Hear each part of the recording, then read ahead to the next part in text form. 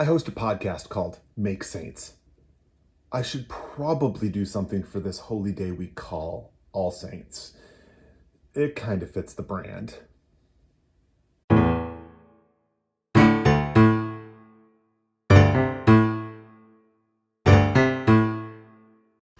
This week we're celebrating the Feast of All the Saints. While the Church's normal pattern is to celebrate saints individually throughout the year, we mark November 1st as the day we celebrate them all together. It's like the one day we're honoring the whole team, not just each player. And what makes a saint has been defined and redefined frequently throughout history. All the official apostles are saints. Many martyrs have been made saints.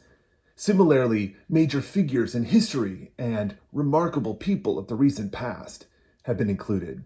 Ultimately, how one becomes a saint is dependent on the living. We don't get to call ourselves saints, but others get to determine the circumstances for whether people regard us as such. The church I serve is named St. Stephen's because someone over 180 years ago decided that a saint named Stephen would be our patron. And so we as a congregation look to that particular saint for inspiration.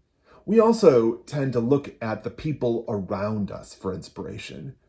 We observe their behavior, their words, and particularly their devotion, caring, hope, and commitment.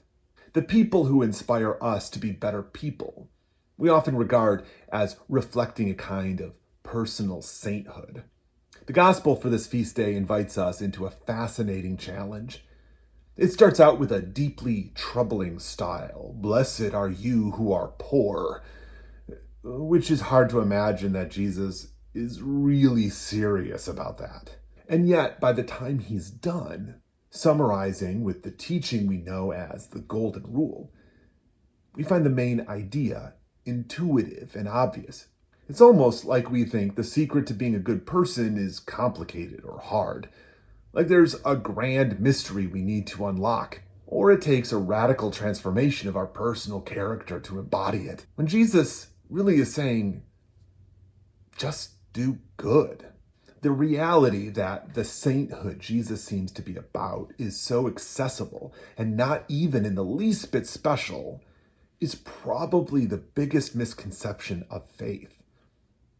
Gurus on mountaintops aren't more special than the volunteers at the soup kitchen. What does separate the saintly in their saintliness from you and I in our normal lives?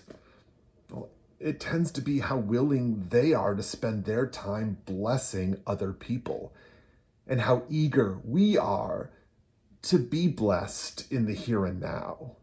So a life of faith isn't that complicated. It isn't about playing for keeps, but instead playing for the love of the game.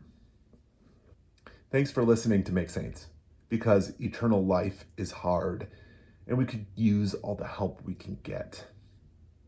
Be well, and we'll see you again soon.